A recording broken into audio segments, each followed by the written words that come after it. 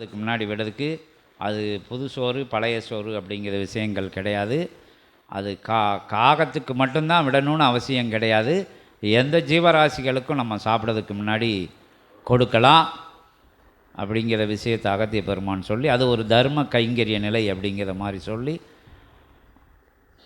அமாவாசை பௌர்ணமணிக்கு முன்னோர்களை மூத்தோர்களை நினச்சி விடுறது அன்னைக்கு மட்டும் எச்சி இல்லாத சாதங்களை வச்சு அன்னைக்கு காக்கைக்கு படைக்கலாம் அப்படிங்கிற விஷயங்களை சொல்லியிருக்காங்க அகத்திய பெருமான்.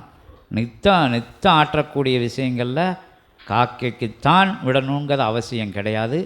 எந்த ஜீவராசிகளுக்குனாலும் விடலாம். நம்ம வீட்டில் இருக்கக்கூடிய நாய் போட்டுட்டு நம்ம கூட சாப்பிடலாம். ஏன்னா அது நம்ம சாப்பிட்டுட்டு போடுறது வேறு, நம்ம சாப்பிட்றதுக்கு முன்னாடி போடணும் அப்படிங்கிறது அதில் ஒரு சிறப்பான விஷயமாக எடுத்துக்கல போடுது. நம்ம சாப்பிட்ட மீச்சத்தை போடுறத விட அதுக்கு படைச்சிட்டு அதுக்கு பிறகு நம்ம சாப்பிட்றது அது முழுமையான தர்மமாக அது ஏற்றுக்கொள்ளப்படுது. அது நம்ம வீட்டில் கொடுக்கிற ஜீவராசினாலும் சரி, எங்கிட்டிருந்து வந்த ஜீவராசிகள்னாலும் கொடுத்து உண்ணது ஒரு அற்புதமான நிகழ்வு அப்படின்னு சொல்லி அகத்திய பெருமான் சொல்லியிருக்காங்க.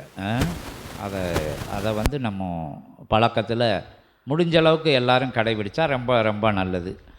ஓம் அகதீசாய நமக. இப்போ எல்லா இடங்கள்லையும் அதை கடைபிடிக்காங்க. பறவைகளுக்கு அதிகாலையில் மொட்டை மாடியில் போய் இற வைக்காங்க, ஜன்னலில் சைடில் வைக்காங்க.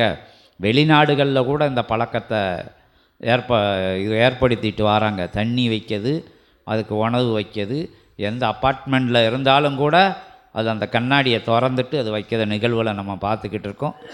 அதை எந்த இடத்துல இருந்தனாலும் அதை செய்யலாம் அப்படிங்கிற சொல்லி தர்ம விஷயங்கள் செய்யறதுக்கு எப்பவும் எந்த நிலைக்கும் அது ஏற்ற இறக்கங்கள், பழசு புதுசு, இங்கே எடுத்தது அங்கே எடுத்ததுங்கிற விஷயம் கிடையாது. தர்ம விஷயங்களுக்கு அழகா செய்யலான்னு அகத்திய பெருமான் சொல்லியிருக்காரு.